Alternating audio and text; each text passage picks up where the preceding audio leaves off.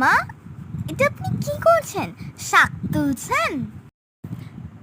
সরুন, আমি করছি। সবই তো সারাদিন তুমিই করো মা, এইটুকুনি আমাকে করতে দাও।